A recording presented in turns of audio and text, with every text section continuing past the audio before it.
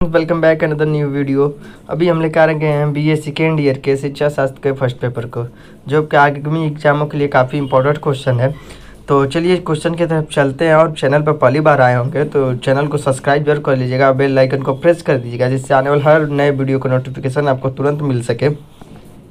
और वीडियो कुछ भी आपके लिए हेल्पफुल हो तो लाइक जरूर करिएगा, ठीक है। तो पहला हम लोग का इसमें क्वेश्चन है, वैयक्तिक भिन्नताओं से आप क्या समझते हैं? वैयक्तिक भिन्नताओं के आधार पर शारीरिक भिन्नता को समझाइए, अथवा रुचि की दृष्टि से वैयक्तिक भिन्नता को समझाइए, ठीक है। तो उत्तर है, वैयक्तिक भिन्नताओं को परिभाषित करते हुए जेम्स ड्रेवन ने कहा है कि एक समूह के सदस्यों में समूह के औसत से मानसिक या शारीरिक विशेषताओं का विचलन ही वैयक्तिक भिन्नताएं हैं। एक समूह के सदस्य के नाते एक व्यक्ति अनेक शारीरिक और मानसिक विशेषताओं के आधार पर अनेक समूह के औसत से न तो ऊपर होता है न नीचे। स्पष्ट है कि किसी विशेषता के समूह के औसत से विचलन की वैयक्तिक विविधता कहलाती है। बुद्धि, स्मृति, चिंतन, कल्पना, विचारणा, लंबाई, चौड़ाई, रंग, रूप आदि कुछ ऐसी सामान्य विशेषताएं हैं जिनके आधार पर प्रत्येक समूह के व्यक्तियों में समूह के औसत के दृष्टिकोण से अंतर होते हैं। यह अंतर ही व्यक्तिगत भेद या वैयक्तिक भिन्नताएं कहलाती हैं। शारीरिक भिन्नता। शारीरिक भिन्नताएं अनेक प्रकार की हो सकती हैं। जैसे सभी व्यक्तियों की त्वचा के रंग में वैयक्तिक भिन्नताएं पाई जाती हैं, अर्थात कोई अधिक गोरा होता है, कोई कम, कोई सांवला तो कोई काला, और कुछ व्यक्ति काले होते हैं। रंग के अतिरिक्त शरीर की लंबाई, शारीरिक परिपक्वता, शारीरिक भार, शारीरिक गठन आदि सभी लक्षणों की दृष्टि से व्यक्तियों में व्यक्तिगत भिन्नताएं पाई जाती हैं। रुचि भिन्नता। रुचि की दृष्टि से भी व्यक्तिगत भिन्नताएं पाई जाती हैं। जैसे सभी व्यक्तियों की शैक्षिक रुचियां समान नहीं होती हैं। एक ही विषय मनोविज्ञान को लेकर लीजिए, किसी में मनोविज्ञान की रुचि अधिक है, किसी में कम, किसी में अधिक कम आदि पाई जाती है। इसी प्रकार से भिन्न व्यक्तियों के भिन्न विषयों के प्रति भी भिन्न मात्रा में रुचियां पाई जाती हैं। जिस प्रकार के शारीरिक भिन्नताओं को मापा जा सकता है, उसी प्रकार से रुचियों की भिन्नता को भी मापा जा सकता है। शैक्षिक रुचियों की तरह ही व्यावसायिक और सामान्य रुचियों में भी व्यक्तिगत भिन्नताएं पाई जाती हैं। एक अध्ययन में यह देखा गया है कि शैक्षिक और व्यावसायिक रुचियों में व्यक्तिगत भिन्नता छात्राओं की अपेक्षा छात्रों में अधिक पाई जाती है। तो ये क्वेश्चन आपका यहीं पे समाप्त हो जाता है। यानी आप तो व्यक्तिगत भिन्नताओं में से क्या समझते हैं? व्यक्तिगत भिन्नताओं में से क्या समझते हैं? रुचि की दृष्टि से व्यक्तिगत भिन्नता को समझिए। यानी जो पब्लिक है, लोग हैं, उनमें किस प्रकार की भिन्नता पाई जाती है, यही इस क्वेश्चन में पूछा गया। काफ़ी आसान है, आप इसके एक बार सुन के लिख सकते हैं। जैसे कई व्यक्ति हैं, उनमें किस प्रकार की भिन्नता है, कोई काला होता है, कोई गोरा होता है, किसी की हाइट कम होती है, किसी की लंबाई कम होती है। तो ये आपके हाइट और रंग से लेके हो गया उत्तर। शारीरिक भिन्नता में इसको लिख सकते हैं, काला, गोरा, लंबाई, किसी का गठिया बदन है, किसी का फूला हुआ है, मोटा, पतला लिख सकते हैं, ठीक है। बहुत आसान क्वेश्चन है, समझने की कोशिश कीजिए क्या करते हो। रुचि भिन्नता, आपको किसी को कला में रुचि है, किसी को डांसिंग में रुचि है, किसी को गिटार में रुचि नहीं है, ऐसे रुचि लिख सकते हैं कि किसी को किस प्रकार की रुचि, उसको अंतर दे सकते हैं। हर व्यक्ति के एक जैसे नहीं होती, सबकी अलग अलग रुचि। किसी को पॉलिटिक्स में है तो किसी को व्यवसाय में, ठीक है। तो इस तरह से और भी आप चाहें तो हेडिंग्स डाल के इस क्वेश्चन को लंबा कर सकते हैं। काफ़ी आसान क्वेश्चन है। आते हैं अपने अगले क्वेश्चन की तरफ फ्रेंड्स। बुद्धि का एक सत्तात्मक सिद्धांत क्या है, अथवा संघ सत्तात्मक सिद्धांत को समझाइए, अथवा बहुशक्ति सिद्धांत पर टिप्पणी लिखिए, ठीक है। सारे क्वेश्चन के अर्थ एक ही हैं।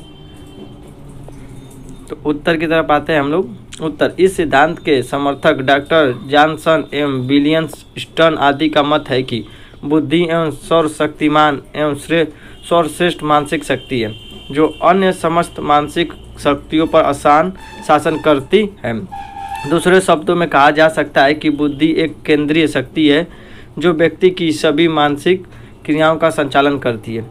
इस सिद्धांत के अनुसार संपूर्ण बुद्धि एक समय में क्रियाशील होकर एक ही प्रकार का कार्य संपन्न करती है।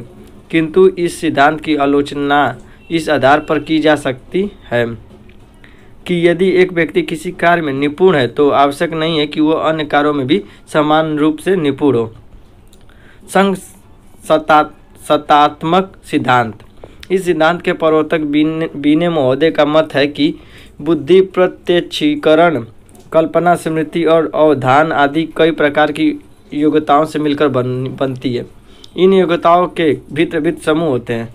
एक ही समूह की योग्यताओं में परस्पर समानता होती है। उदाहरण के लिए साहित्यिक वर्ग के अंतर्गत निबंध, कहानी, कविता आदि में परस्पर संबंध होता है, किंतु भिन्न समूहों की योग्यता में कोई संबंध नहीं होता। जैसे साहित्यिक वर्ग के विषयों के साथ वैज्ञानिक वर्गों के विषयों का कोई संबंध नहीं होता।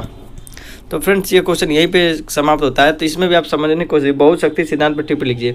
यानी इसमें भी जरूरी नहीं कि जो व्यक्ति एक कार्य में हो तो दूसरे कार्य में भी कुशल हो।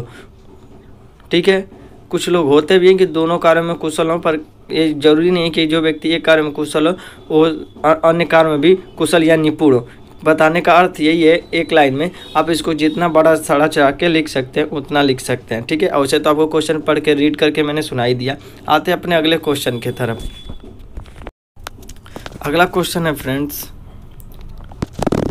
शिक्षा मनोविज्ञान की परिभाषा दीजिए। ठीक है, तो ये इम्पोर्टेंट क्वेश्चन है। ठीक है, ये आपका इम्पोर्टेंट क्वेश्चन है, इसे ध्यान से देखिएगा। ये इम्पोर्टेंट है आपके। शिक्षा मनोविज्ञान की परिभाषा दीजिए। ठीक है, उत्तर को तथा को द्वारा परिभाषा। को तथा को द्वारा परिभाषा। को तथा को ने शिक्षा मनोविज्ञान को इन शब्दों में परिभाषित किया है। शिक्षा मनोविज्ञान जन्म से वृद्धावस्था तक एक व्यक्ति को सीखने के अनुभवों का वर्णन है। शाखा करता है अनुभव का वर्णन, और शाखा व्याख्या करता है, शाखा नहीं व्याख्या करता है। मतलब शिक्षा मनोविज्ञान जन्म से वृद्धावस्था तक एक व्यक्ति को सीखने के अनुभव करने का वर्णन और व्याख्या करता है। प्रस्तुत परिभाषा द्वारा स्पष्ट है कि शिक्षा मनोविज्ञान का सीधा संबंध सीखने का प्रक्रिया से है। सीखने की प्रक्रिया जीवन के किसी काल में हो सकती है। शिक्षा मनोविज्ञान सीखने के कारकों के परिस्थिति तथा निर्धारकों का अध्ययन करता है। यानी इसमें को द्वारा परिभाषा है कि शिक्षा वो है कि जो आप बचपन से लेकर बूढ़े अवस्था तक शिक्षा ग्रहण कर सकते हैं। शिक्षा का कोई टाइम काल नहीं होता है, कभी आप शिक्षा ग्रहण कर सकते हैं। सीखने का प्रक्रिया किसी भी काल से हो सकती है। शिक्षा मनोविज्ञान सीखने को कारकों परिस्थितियों को निर्धारित करता है। ठीक है, तो ये आपका एक लाइन एक पैराग्राफ हो गया। फिर अगला है शिक्षा मनोविज्ञान का अर्थ क्या है। इसी में है शिक्षा मनोविज्ञान का अर्थ क्या है। ये क्रो तथा क्रो द्वारा परिभाषा थी शिक्षा मनोविज्ञान के अर्थ के अंदर। अब उसी में है शिक्षा मनोविज्ञान के अर्थ के अंदर ही है शिक्षा मनोविज्ञान का अर्थ क्या है। ठीक है, शिक्षा मनोविज्ञान दो शब्दों से मिलकर बना है, शिक्षा और मनोविज्ञान। साधारण रूप से इनका अर्थ हुआ शिक्षा की क्रिया का मनोविज्ञान। शिक्षा का तात्पर्य सीखना है, अर्थात अपने चारों ओर हम क्या देखते हैं, सुनते और तदनुकूल हम क्या करें, यही शिक्षा है। अंग्रेजी में एजुकेशन शब्द का मूलतः अर्थ है अंतर की शक्तियों को बाहर के वातावरण में प्रकट करने की क्रिया, जिसमें हम उस वातावरण में परिचित हो जाएं और फलस्वरूप आगे बढ़ सकें।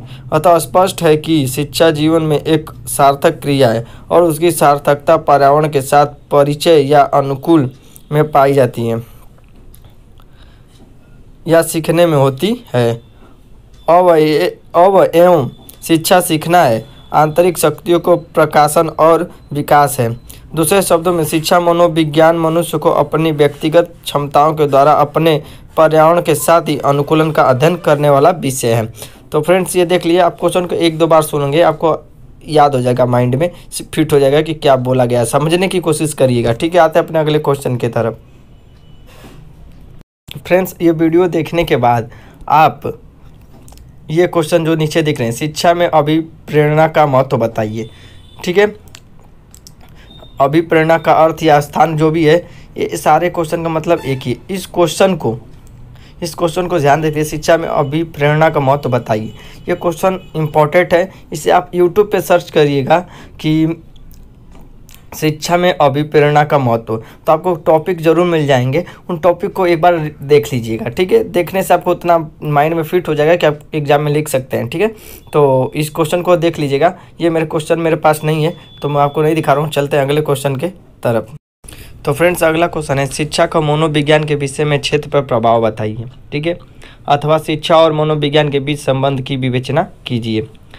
दोनों क्वेश्चन का अर्थ एक ही है। तो उत्तर की तरफ चलते हैं। शिक्षा का मनोविज्ञान विषय क्षेत्र का प्रभाव, शिक्षा का मनोविज्ञान के विषय क्षेत्र पर प्रभाव, ठीक है। हेडिंग्स है, जिस प्रकार मनोविज्ञान ने शिक्षा के विविध अंगों को प्रभावित किया है, उसी प्रकार शिक्षा ने भी मनोविज्ञान के विषय क्षेत्र आदि को प्रभावित किया है। जैसे पहला है, मनोविज्ञान की एक शाखा के रूप में शिक्षा मनोविज्ञान की उत्पत्ति, शिक्षा एवं मनोविज्ञान के परस्पर प्रभाव के परिणाम स्वरूप मनोविज्ञान की एक नवीन शाखा के रूप में शिक्षा मनोविज्ञान की उत्पत्ति हुई, जिसका अध्ययन शिक्षा तथा मनोविज्ञान दोनों विषयों के अंतर्गत किया जाने लगा है।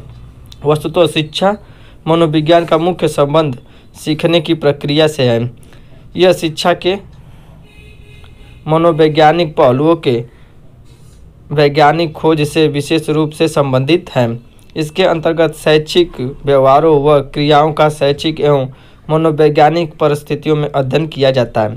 दूसरा है, मनोविज्ञान की अध्ययन वस्तु का समृद्ध होना। जब शिक्षा तथा मनोविज्ञान के परस्पर प्रभाव के परिणाम स्वरूप मनोविज्ञान की एवं एक न्यून शाखा के रूप में शिक्षा मनोविज्ञान का विकास हुआ, तो मनोविज्ञान की अध्ययन वस्तु का समृद्ध व विस्तार होना स्वाभाविक हो गया। और इस प्रकार शिक्षा के विकास के साथ ही मनोविज्ञान ने शैक्षिक क्षेत्र में भी अपने लिए अध्ययन सामग्री प्राप्त कर ली। अब वैज्ञानिक केवल मानव व्यवहार मात्र का अध्ययन नहीं करता, बल्कि यह सीखने वाली परिस्थितियों का भी गंभीर रूप से अध्ययन करने लगा। तीसरा है, शिक्षा संबंधी समस्याओं पर मनोवैज्ञानिक शोध का सूत्रपात्र। शिक्षा एवं मनोविज्ञान के परस्पर बचाव के परिणाम स्वरूप केवल मनोविज्ञान की एक न्यून शाखा शिक्षा मनोविज्ञान का जन्म तथा उसकी विषय सामग्री का विस्तार नहीं हुआ, बल्कि शिक्षा से संबंधित अनेक समस्याओं पर मनोवैज्ञानिकों ने शोध कार्य प्रारंभ कर दिए हैं। जैसे समस्यात्मक बालकों का अध्ययन, पिछड़े एवं प्रतिभाशाली बालकों को शैक्षिक परिस्थितियों का अध्ययन आदि। तो फ्रेंड्स, इस क्वेश्चन को आप एक दो बार और सुन लीजिएगा, और वीडियो अच्छी लगी होगी, कुछ भी हेल्पफुल हो तो चैनल को लाइक एंड सब्सक्राइब जरूर करिएगा। आते हैं अपने अगले क्वेश्चन के तरफ। तो फ्रेंड्स, अगला क्वेश्चन है, शिक्षा मनोविज्ञान के विषय क्षेत्र का वर्णन कीजिए। अथवा शिक्षा मनोविज्ञान के विषय क्षेत्र की विवेचना कीजिए। यह इंपॉर्टेंट है क्वेश्चन। उत्तर, शिक्षा मनोविज्ञान का विषय क्षेत्र। इसके विषय क्षेत्र में नीचे लिखी चीज़ें शामिल हैं। बालक का विकास, ठीक है। हेडिंग्स काफ़ी आसान से आप लिख सकते हैं खुद से, पर सुन लीजिए। बालक का विकास, शिक्षा मनोविज्ञान के अंतर्गत हम बालक के विकास का अध्ययन करते हैं। बालक की विभिन्न अवस्थाओं जैसे शैशवावस्था, बाल्यावस्था, किशोरावस्था आदि का अध्ययन एवं इन समस्याओं में होने वाले शारीरिक एवं मानसिक परिवर्तन का अध्ययन शिक्षा मनोविज्ञान के अंतर्गत होता है। बालकों के वंशानुक्रम प्रभाव उस पर किस प्रकार पड़ता है तथा उसका वातावरण किस प्रकार उसको प्रभावित करता है, अर्थात उसकी योग्यता, आती क्षमताएं, बुद्धि आदि के विकास पर वातावरण और वंशानुक्रम का प्रभाव किस प्रकार और कहाँ तक पड़ता है, इसका अध्ययन शिक्षा मनोविज्ञान के विषय क्षेत्र में ही आता है। दूसरा, अधिगम शिक्षा का आधार है, अतः अधिगम किस प्रकार होता है यह जानना अति आवश्यक है। अधिगम की प्रकृति क्या है और इसके सिद्धांत क्या है, इसको जानने के लिए प्रयोग पर निरीक्षण एवं सत्यापन किया जाता है। यह कार्य शिक्षा मनोविज्ञान के क्षेत्र में ही आता है। सीखने में अवधान, संस्मरण, विस्मरण, संवेदना तथा प्रत्यक्षीकरण, चिंतन, कल्पना, तर्क आदि मानसिक क्रियाओं का प्रभाव एवं उनका अध्ययन शिक्षा मनोविज्ञान के अंतर्गत किया जाता है।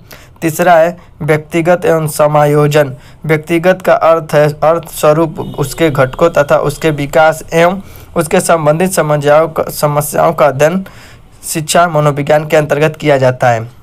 मानसिक स्वास्थ्य का अध्ययन भी इसके अंतर्गत होता है। इसके अंतर्गत मानसिक रूप से स्वास्थ्य बालक का स्वरूप क्या होता है, उसके मानसिक स्वास्थ्य को प्रभावित करने वाले कारक कौन कौन से हैं तथा अवस्थ बालक को मानसिक रूप से क्या क्या लक्षण हैं, उनका उपचार क्या है आदि समस्याओं का अध्ययन किया जाता है। विशिष्ट बालकों जैसे मानसिक रूप से पिछड़े बालकों एवं अपराधी बालकों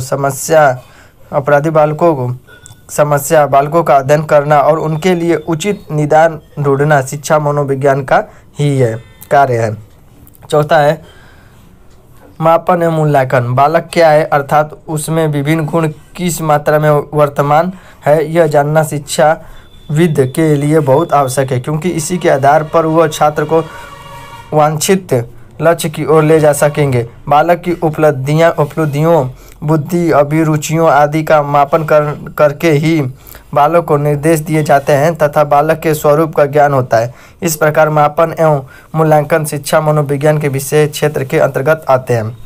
पांचवा है अध्ययन विविधियाँ। शिक्षा मनोविज्ञान के अंतर्गत कई विविधियाँ का प्रयोग होता है, क्योंकि प्रत्येक विधि की अलग अलग उपयोगिता एवं सीमाएं हैं।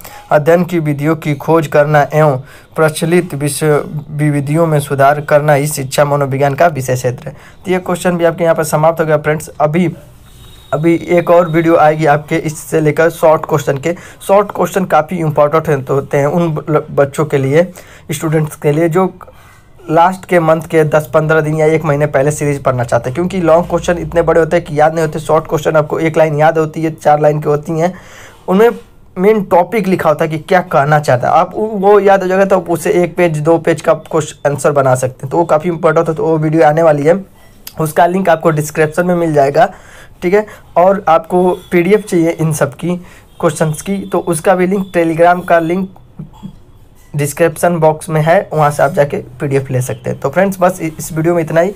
चैनल को लाइक शेयर सब्सक्राइब जरूर करिएगा। फिर मिलेंगे नेक्स्ट वीडियो के लिए, तब तक के लिए जय हिंद।